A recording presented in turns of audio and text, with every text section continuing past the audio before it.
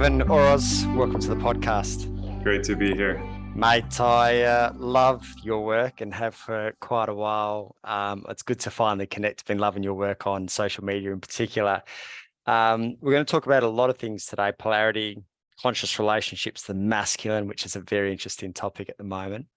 But before we do, can you give a 60 to 90 second spiel of your life and what's got you to where you are now? Yeah, grateful for the invitation. And yeah, my career has taken me around the world. I do speaking, I facilitate events. I've been coaching entrepreneurs and couples and singles.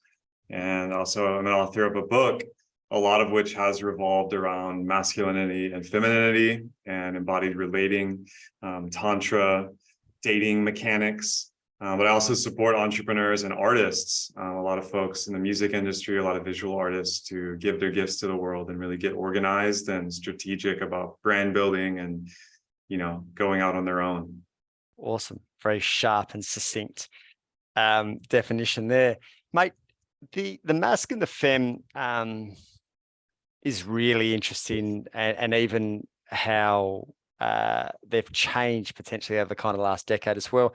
How do you see the state of play when it comes to masculine and feminine at the moment? And what do you see as potentially the things that are going well and things that might not be going so well?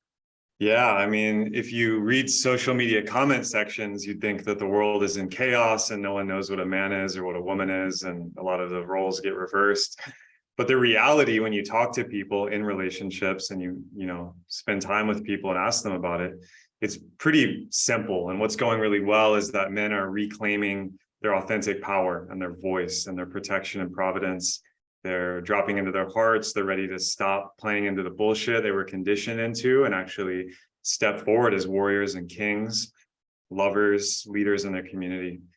Similarly, women are waking up to their power and they're gaining a voice on a global level.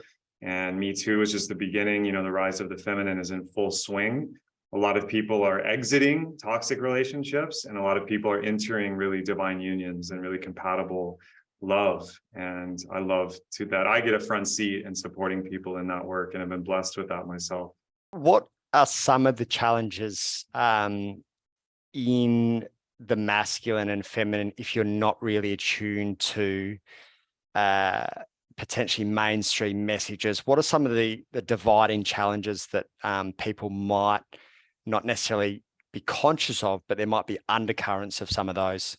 Yeah, I mean, the major challenges revolve around, attachment styles and codependency versus sovereignty, and how do we do life together as man and woman with sexual tension and the polarity that's just inherent biologically, but also how do we navigate community and the relationship in a good way and do that while preserving the strengths of the feminine, her ability to be an oracle, a feeling, emotional sense of health and safety and just opening as love.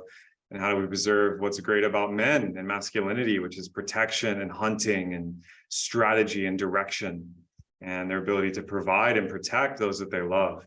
And when it's in a healthy balance, that's how you know that you're doing it right. And that's what our DNA really is set up for in the first place.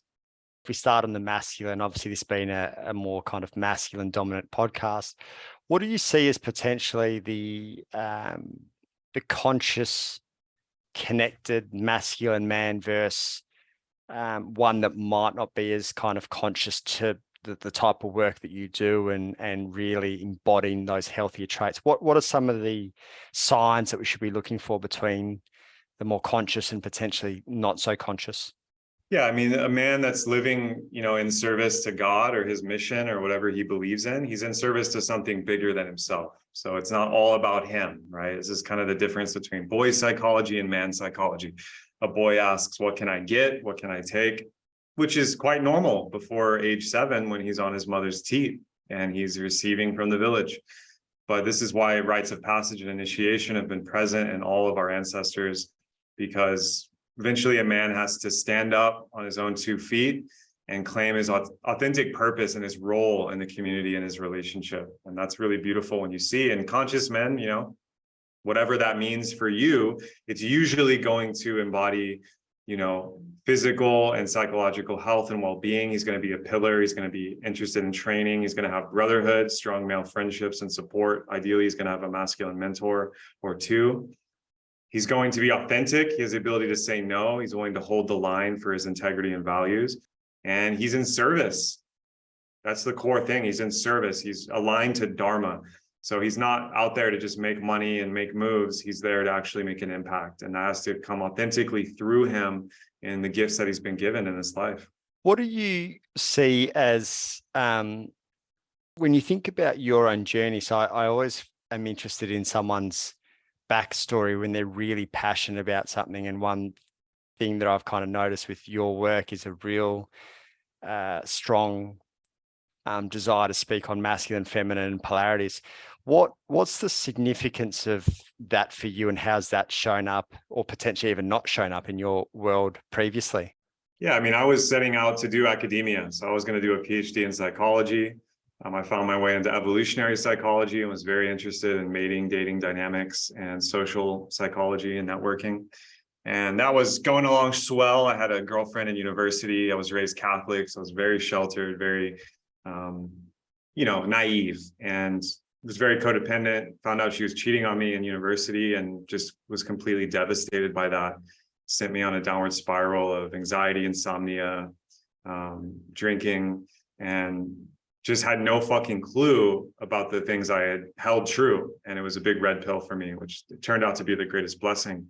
So from that journey, I, went into yoga, went into martial arts. I was deep into philosophy, both Eastern and Western, and found myself on the entrepreneur path, moving out of my hometown and homeland of Texas, moving to California, and then eventually backpacking through Southeast Asia, where I became a yoga teacher and really got into facilitating workshops, retreats, found coaching, started public speaking, and was really blessed to be surrounded by people. And early on found really potent masculine mentors. Elliot Holtz was a huge influence in my life. Sacred Sons, I was part of their first 3 retreats as a facilitator, and they brought me in under their wing early on. And so I didn't choose this. I wanted to be a, freestyle rapper and poet. I wanted to be a speaker. I thought yoga was my thing. And then the masculine work, the men's work found me.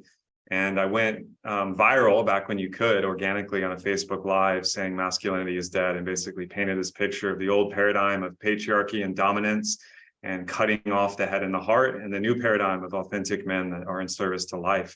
And that exploded and kind of launched my coaching career at that time. And really, I've just been following the breadcrumbs since. I'm in service to God and the Most High, and I wouldn't have chosen a lot of the things from my ego that I've been involved in, but such is life.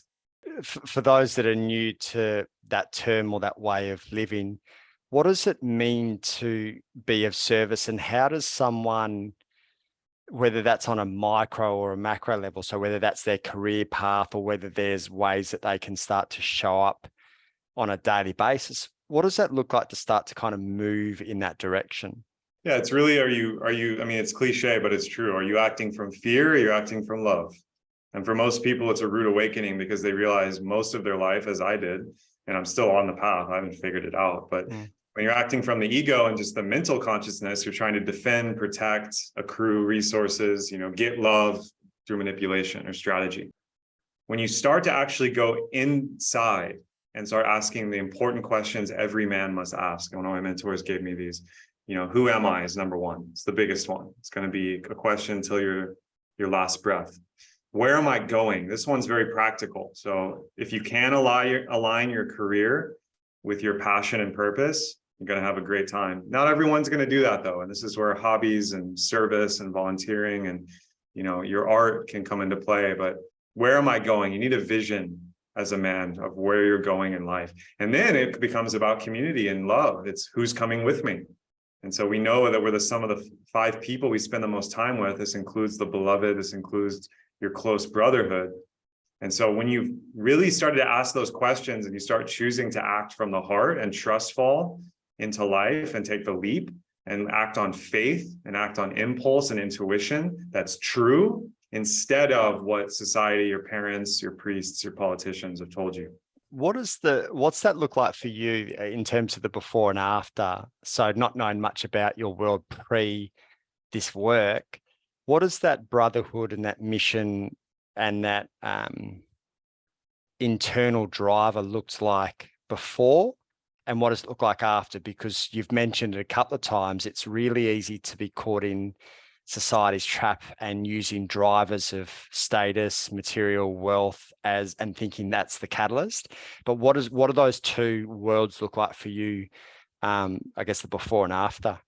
Yeah, I mean, I was going for the classic American dream, white picket fence, wife, 2.5 kids, the whole thing. And I thought that was, I was going to be a professor or a researcher. And I thought that was a scientist, social scientist role for me, which I quickly discovered wasn't even what I wanted. What I realized when I was in that period of the dark night of the soul was the goals I'd set for myself weren't my own. And the rewards, so to speak, safety and security, weren't even worth the stress and the denial of self, the self-betrayal of soul. And so for me, I made a conscious decision, even watching my bank account go to zero, traveling the world, not knowing where I was going to lay my head the next night, living quite on the edge. I started to actually follow synchronicity instead as a KPI, a key performance indicator. So nothing happens by chance. Even quantum physics and science and mathematics can show us this, but anyone who's on this path, the people that arrive, the situations that appear, the intuitions that you have are real and true. And that's the real stuff of the life of adventure or the hero's journey, which I'm a big student of. And that's the big difference, is you act from that instead of, oh, well, it's safer over here. Oh, well, my mom and dad said it'll be better for me and they want to protect me over here. And you just have to walk the path knowing that, the steps will appear. You don't need to see the whole staircase. There's a lot in that I wanted to explore, so we'll try and break it down. When it comes to synchronicity and intuition, they're probably not that recognized by the general masculine population. How did that start to become a compass for you, and what were the type of things that you were looking for and feeling for in order to start using that as a guide?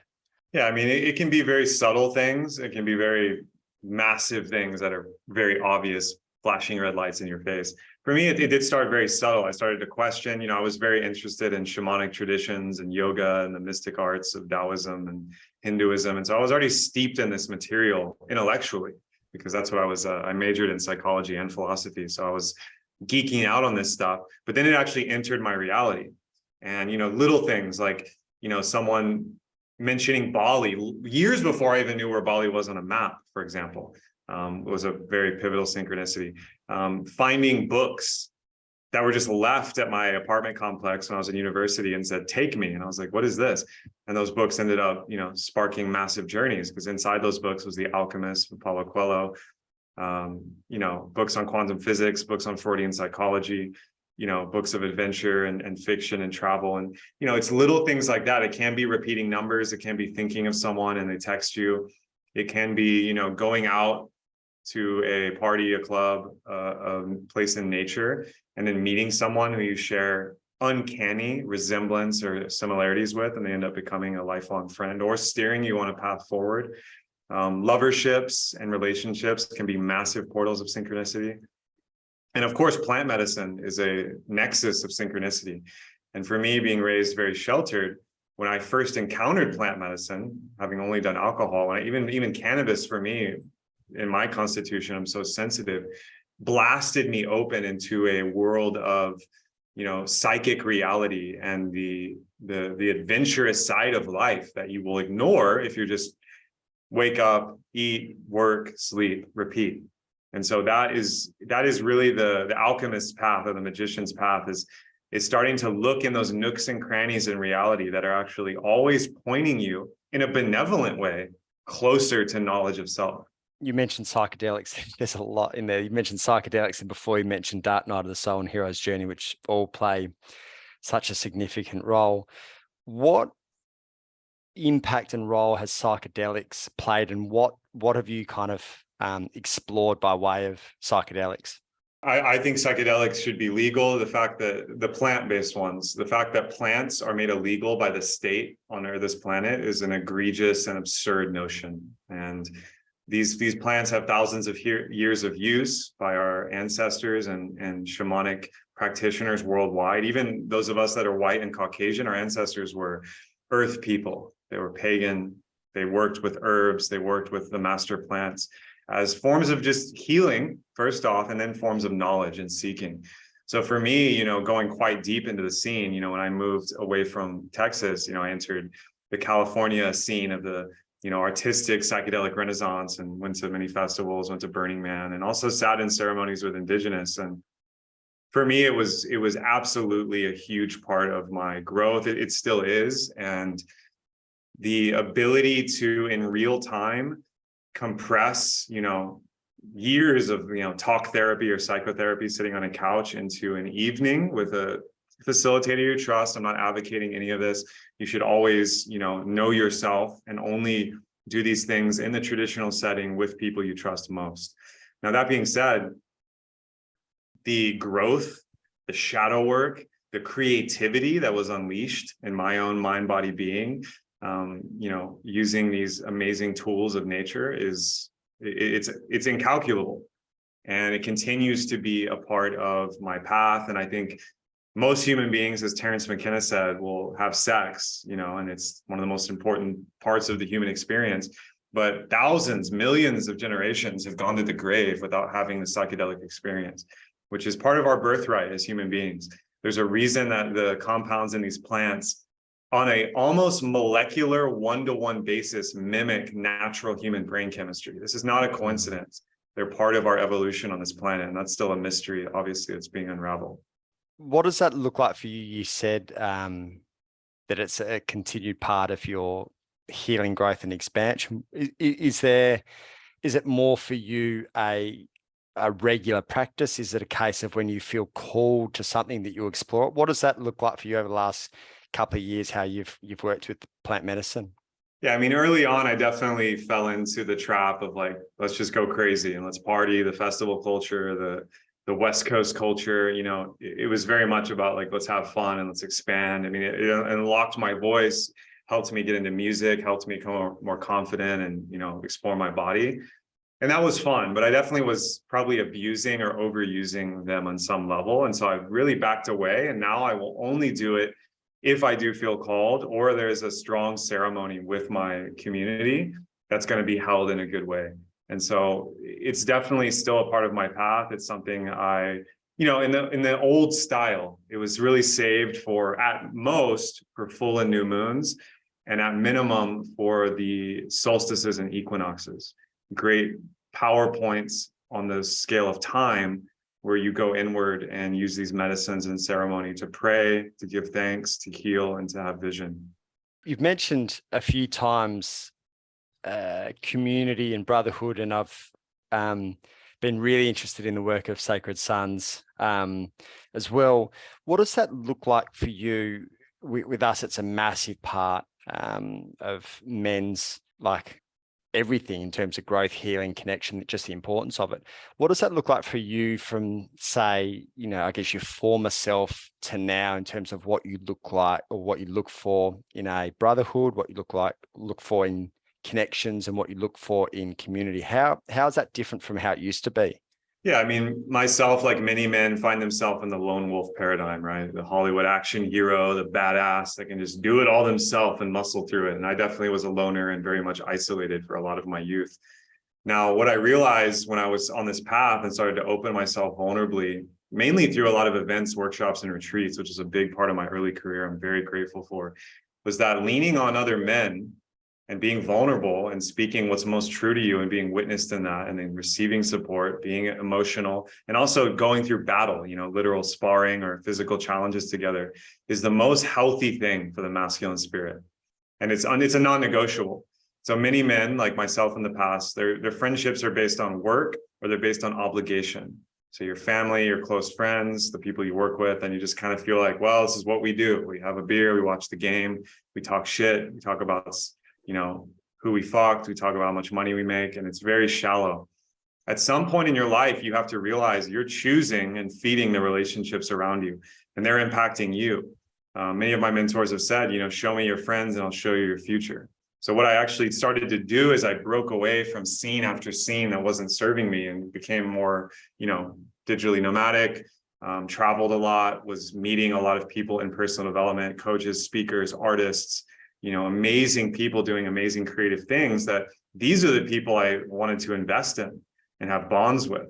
And many of these have been, long friendships over many years that have built that coherence. And the men's circle and the brotherhood is really the pinnacle for the masculine, as a place of support, a dojo to work things out, to problem solve, and a place just to have fun and feed that inner child. It's like boys will be boys, but men must be men.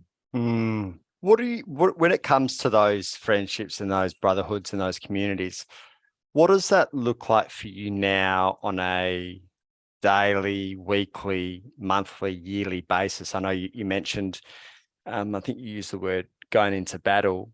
And even I assume in some of those brotherhoods, there's potentially some accountability as well in terms of really holding you accountable to a higher standard. What does that look like for people that potentially haven't been exposed to that? Like when you think about some of your best mates and your brotherhoods, what does it look like, in terms of the dynamics of those? Yeah, I'm really blessed to have some of my closest brothers here in Indonesia and Bali with me. So it looks like, a weekly meetup. We plan ahead and to make time to just have the men together, the brothers together. And, it might be a more formal men's circle with, check-ins and accountability and sharing, or it might be something like playing sports together or sparring or, just having fun. But, at least yearly, if not quarterly, I will go on more of a deeper dive, whether that's a ceremony, a retreat, a place for just men to heal and to grow and to play together and to forge those bonds. So, I see this all the time in my client work, that so many men that are struggling in their marriage or relationship or struggling in their career, the number one lead domino is their brotherhood is lacking. When it comes to your own kind of journey, you mentioned Dark Night of the Soul and Hero's Journey, which I love both of those. Can you explain what both of those are to people that haven't heard those terms or processes before?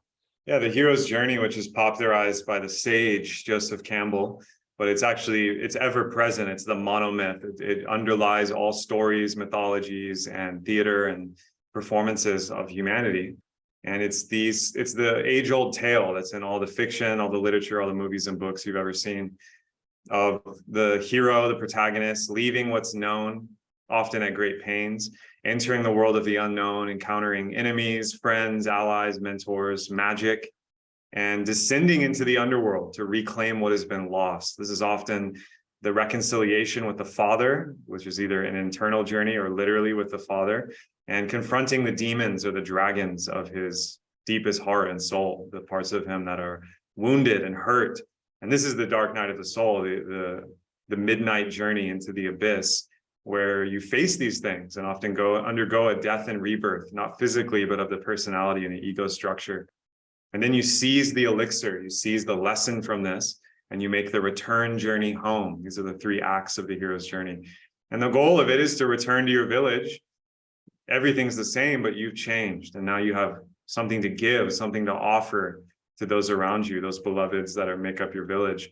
And then the journey continues. And there's daily hero's journeys, there's career hero's journeys, there's love hero's journeys, there's the lifelong journey that are embedded in like a fractal hologram of a human life.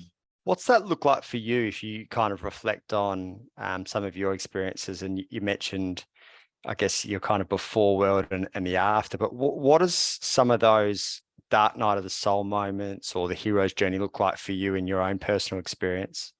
Yeah, I mean, being born and raised in Texas to, the conservative kind of Southern Catholic family, I was very naive, like I was mentioning, and went through this very painful breakup and betrayal. That was the red pill for me. That was the first big dark night of the soul. And then what it taught me was, if I lean in and kind of choose the path of adventure, because I'm a huge head for science fiction, fantasy, literature, film. I already knew the whole journey intimately from my curiosities and my studies. but then to actually live it was quite another thing. And so for me, traveling through Asia was a huge part of that, going into India, going to the Himalayas, studying, training with masters, unlocking my gifts, unlocking my voice, my art, and then becoming an entrepreneur is another huge hero's journey, which I'm still on, of offering my services as a coach and a consultant, speaking, leading retreats, and sharing my art as well. My spoken word poetry and my freestyle hip hop is part of awakening these gifts. And those have been the continued hero's journeys for me. And really, it's all about like, wherever you feel most called. The classic Joseph Campbell quote is like, the cave you fear to enter, what you're most avoiding is actually holding the treasure you're seeking, the insight. And so if you just orient your life, and I do this with clients, I help them build these models. If you orient your life towards that in every moment, even on the micro, your day-to-day routines, you will receive the adventure. You'll receive the initiation. And your life is so enriched by it. No one on their deathbed regrets taking the chance, telling that person they love them, going for the girl, going for the gold. No one regrets it. They always regret not doing it. And that's a big lesson when you talk to our elders. I resonate with so much of that. What do you see as some of the challenges of the hero's journey or the dark night of the soul? And to kind of speak to that a little bit further is when I was going through it, I didn't know I was going through it, which I think in and of itself is super challenging. If you kind of know you're going through it, then it just helps you kind of find some ground under your feet. But what have you seen as some of the challenges that either you experienced going through it or potentially other people that have gone through it? Yeah, a big part of the masculine hero's journey is just learning to ask for help. So yeah, when you're in the shit, you don't know you're in the shit. And once you've been around the block a few times, though, you start to recognize the phases and the stages, and you can know, okay, I can't get through this alone. I can't just muscle through this. I need to ask for help and reach out my hand. There's also stages of the journey where things are really good and everything feels great. And those are the times you need to steel yourself and power up, because sure enough, a crisis, a breakup, a bankruptcy, an event, a world event, like our good friend coronavirus, will come along and pull you into the journey, whether you want to or not. And so a big part of the journey, the real power comes from the hero's voluntary sacrifice of what was known and what he thought was true. And for me, that's been a gradual unveiling of, the beliefs I had about money, about sexuality, the beliefs I had about power and masculinity, and actually surrendering to what is actually true and not what I was taught to be true or believed naively. And that's really the rub of the journey, is your willingness to be humbled, willingness to die. What do you think is one of the biggest or some of the biggest challenges in letting go of what you believe to be true, which I know for a lot of people over the last couple of years has been challenging as well, depending on how they've seen things. But what do you see some of the biggest challenges in that? I assume there's a real strong identity piece, because so much of the identity and the belief system has been built on this quote unquote truth, that there's a death of sorts in that. But what have you seen, whether it's your own experience or people that you've worked with, some of the challenges in letting go of what they believe to be true? Yeah, identity is really the enemy of adventure when you get really attached to an identity. And I've had many identity deaths, even this year, and it never ends. So you're just peeling back layers of the onion, because soul and love, what's actually true at our innermost being, is very personal, will just destroy anything that's not love and is not truth. And so it's unveiling these layers of the onion. So for me, it was really beliefs about career and money and power and what I should be focusing on. And the more I go deep into myself, the more I find that the goals I had set years ago when I was much less experienced no longer hold true in the present. And yet I'm still attached to them, right? Or creating that reality. And so it's just as simple as stepping out of the way of that momentum of that freight train and letting it rush past you and choosing a new path. One of my mentors really drilled this into me around, you were all summiting a mountain, whatever that is. It could be love, it could be finance, it could be career and art, whatever it is, you're summiting a mountain. As you go up the mountain, the path gets harder and steeper, but you get more powerful. So it actually becomes easier, and you meet yourself at that edge of comfort and skill, and it's always growing. Now, at some point in our life, we'll summit a mountain and we'll think we made it, right? Oh, we're finally done. Check that off the list. And then at the top of the peak, now that you have vision, you see there's bigger mountains ahead. And a lot of people get stuck on the mountaintop. They just set up camp. They never move. A lot of men that have midlife crisis, or now it's a phenomenon of the early life crisis, where men in their 20s are having what our parents had in their 50s as a huge identity death, and realizing the career they're in, the relationship they're in, what they've devoted all their time, energy, attention, and money to isn't serving them anymore. And so you have to be willing to take that Mugen Mushin, that beginner's mind, and summit a new mountain and start over. Knowing that all the experiences you had from the last mountain are going to carry over. It's just, yeah, you got to start back at zero. And that is, especially for the masculine ego, one of the biggest fears I see with the men I work with.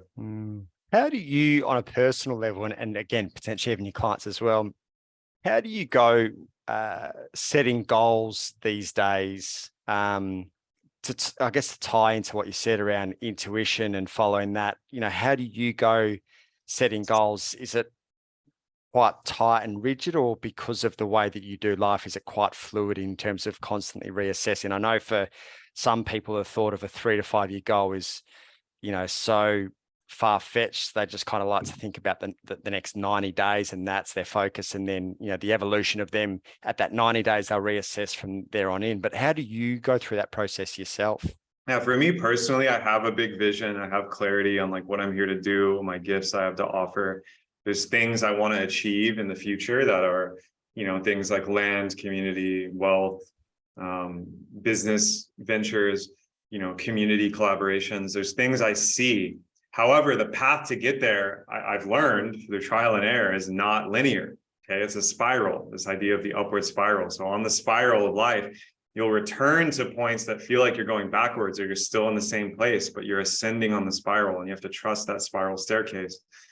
This is found in a lot of cultures, Jacob's ladder or the stairway to heaven. It's the ascendancy of the human spirit through matter, and it's not easy. And for me, yes, there's short-term goals, especially if I'm in a period of chaos or I'm moving around a lot, like I have been. I've been nomadic for a long time. That'll end, thankfully, next year. I'll be settled in and have a home base. But yeah, it depends on the cycle you're at. Some clients, their life is in so much chaos, they just need to create a little bit of order. And that just on the order of 21 days, they need to create order on that scale. Other people have a lot of resources, wealth, and abundance of energy, and they need to be aiming at bigger goals because they're actually selling themselves short. And that's why they feel stagnant or stuck, because they're actually not aiming high enough. Awesome. You've mentioned red pill a couple of times throughout this chat. And I think for a lot of people, they might have been exposed to that language, over the last probably 2.5 to 3 years.